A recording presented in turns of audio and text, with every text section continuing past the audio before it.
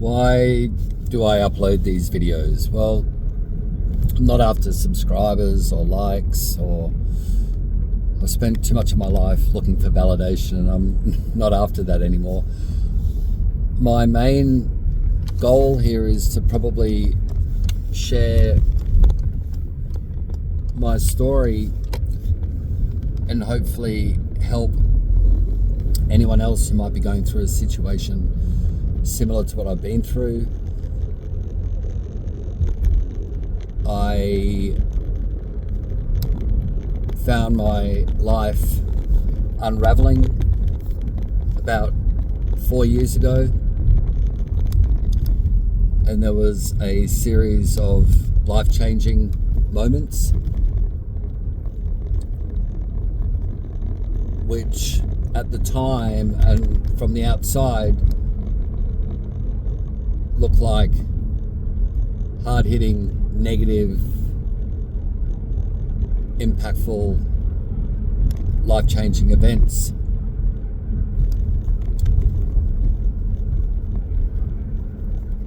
So in the space of about 2.5 years, I separated from my long-term partner and the father of my children. I removed myself officially from a friendship circle that was solid around that relationship, even though I'd been friends with the same people before the relationship started.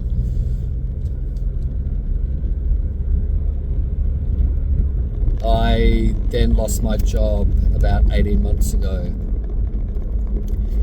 and in the space of 3 years, 3 of the most important things,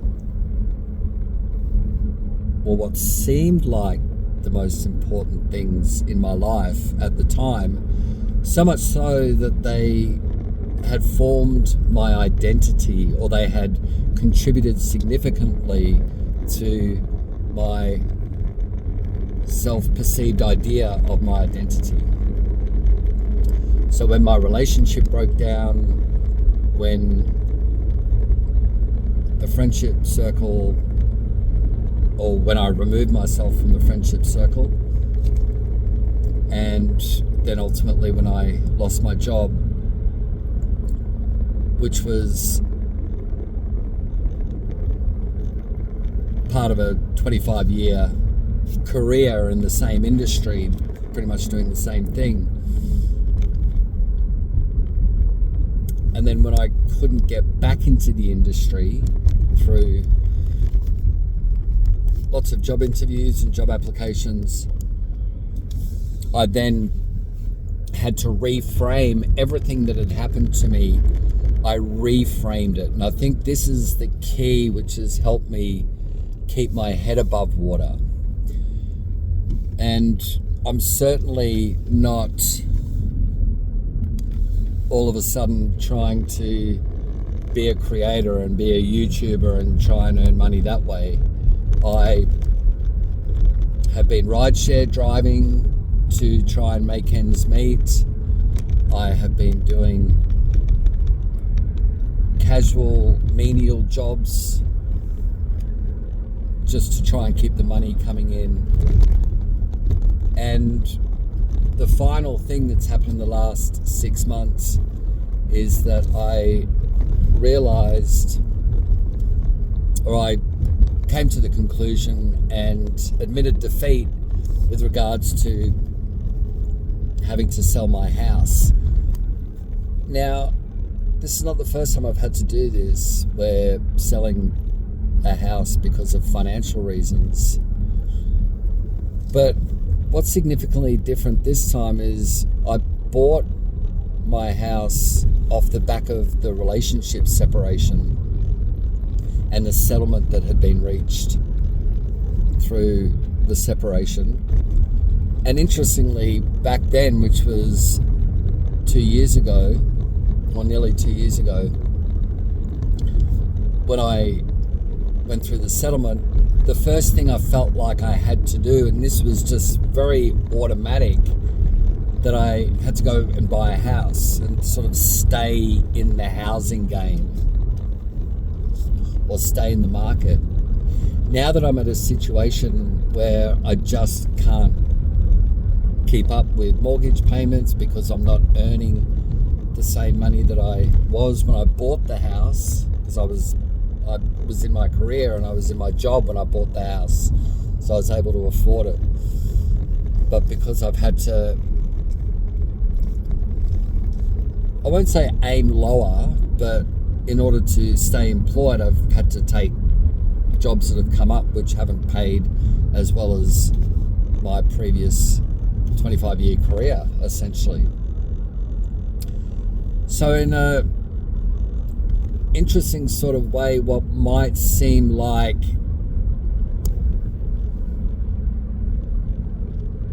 a negative situation, what I've found is by needing to sell my house, I've reframed that as a way of basically saying I don't want to be part of that anymore.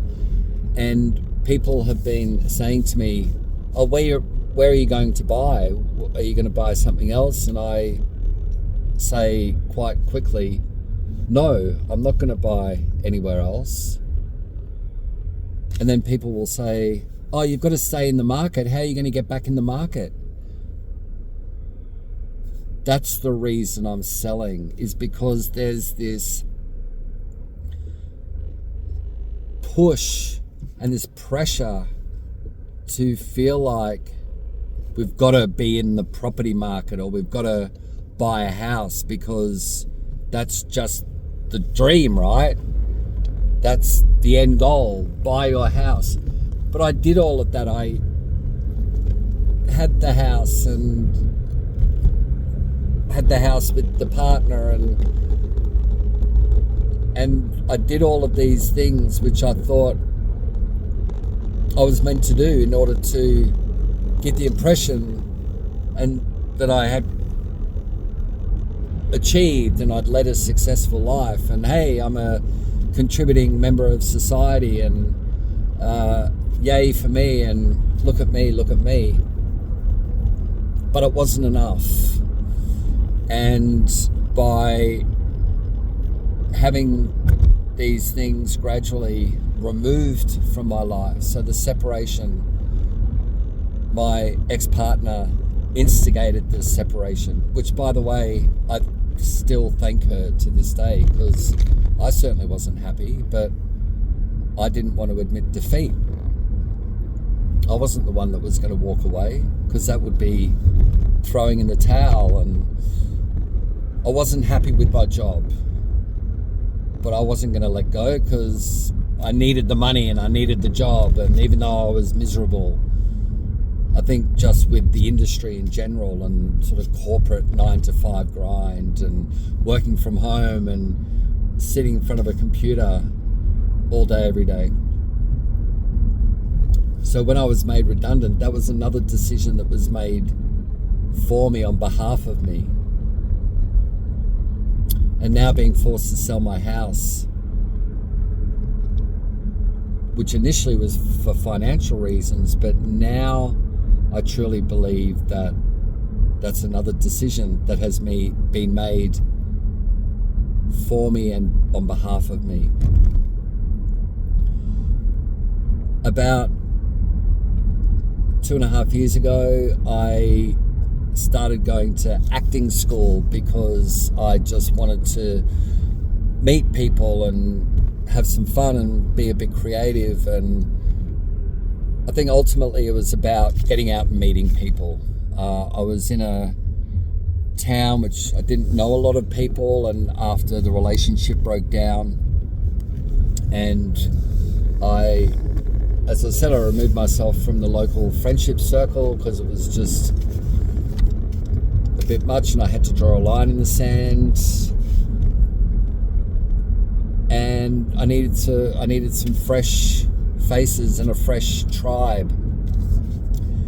And I started acting school, and that was something that I made a decision about on the spot.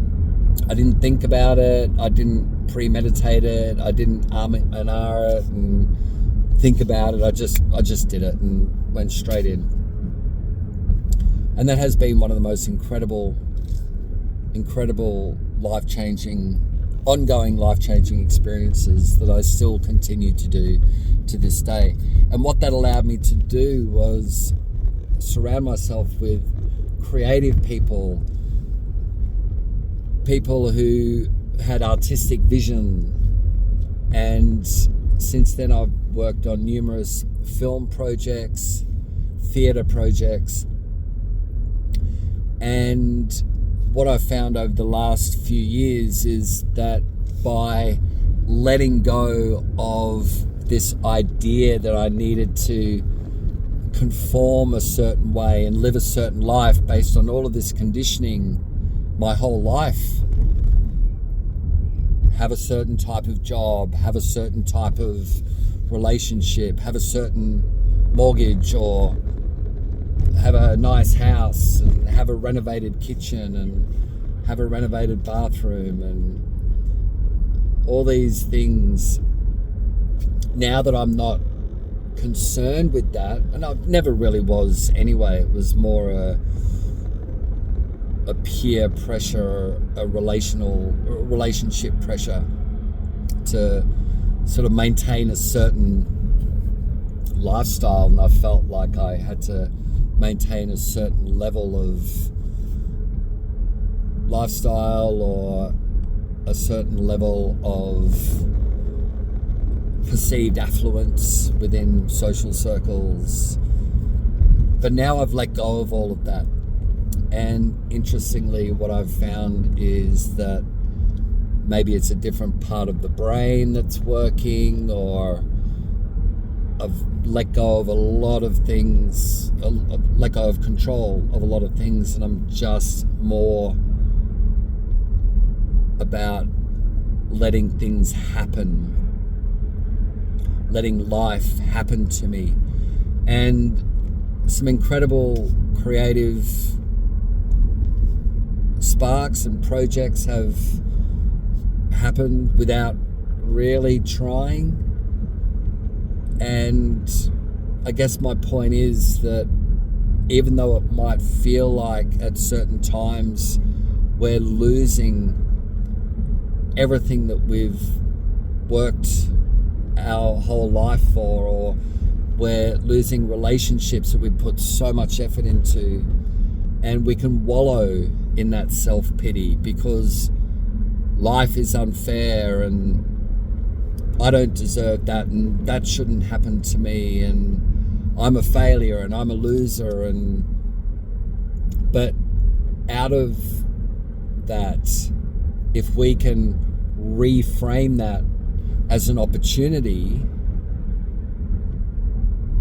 and what I found was having all of those layers of identity removed and essentially left bare, I was able to find myself a lot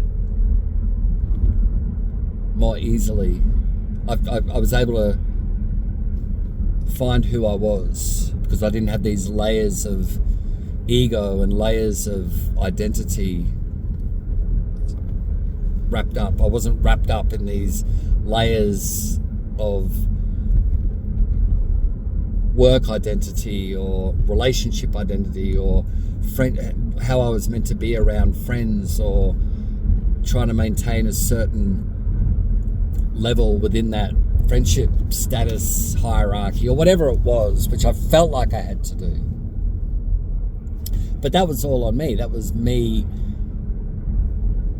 giving myself this idea that I had to be a certain way or continually strive to impress or whatever it might have been. And that might have been as a result of the relationship I was in. But once that's all removed and we're able to find ourselves, our true selves, and actually focus on ourselves then great things can happen. If that's what you subconsciously want, if you really want that. I might also say that it certainly helped that I stopped drinking alcohol probably about 6 months before the separation. So I am not a big alcohol drinker. And I'm not a big TV watcher. I started to focus on creative endeavors that I really wished I had have done a lot sooner or a lot earlier in life. But I had to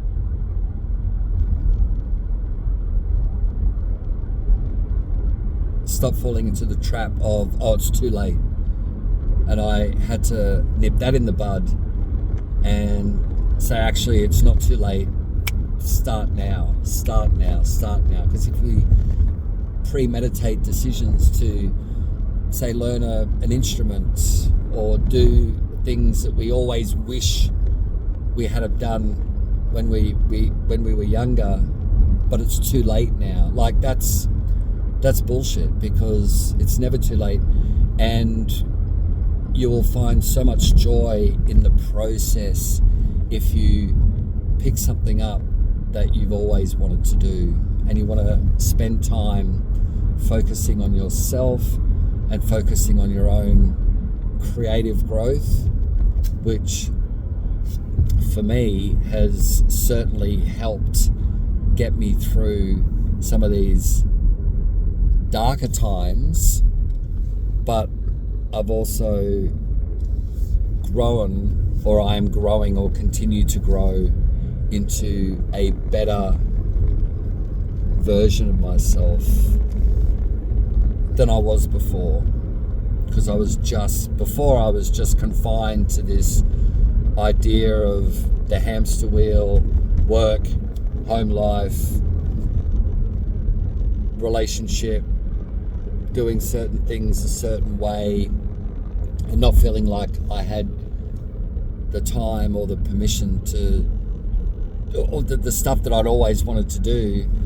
It wasn't even on my radar, because I had a family, and I had a relationship that I felt like I had to be obligated to maintain and spend time on, even though that time was superficial, perhaps.